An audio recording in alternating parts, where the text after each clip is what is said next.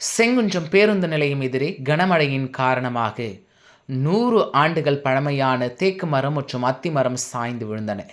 மரம் சாய்ந்ததில் சாலையோரம் நிறுத்தப்பட்டிருந்த 2 கார்கள் நொறுங்கின. திருவள்ளூர் மாவட்டம் பொன்னேரி, சோழவரம், செங்குன்றம் சுற்றுவட்டார பகுதிகளில் காலை முதல் காற்றுடன் விட்டு விட்டு கனமழை பெய்து வருகிறது.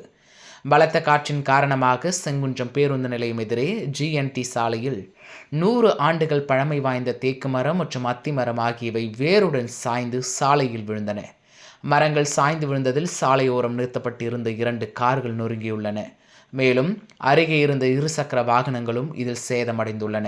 இதன் காரணமாக செங்குன்றத்திலிருந்து சென்னை நோக்கி செல்லும் சாலையில் போக்குவரத்து பாதிக்கப்பட்டது. தகவல் அறிந்து சம்பவ இடத்திற்கு வந்த செங்குன்றம் போக்குவரத்து காவல்துறையினர் வேருடன் சாய்ந்த மரங்களை வெட்டி அகற்றும் பணியில் தீவிரமாக ஈடுபட்டு வருகின்றனர். காரை நிறுத்திவிட்டு அதன் உரிமையாளர் வெளியே சென்று விட்டதால் உயிரிழப்பு ஏதும் இல்லை என காவல்துறையினர் தெரிவித்துள்ளனர்.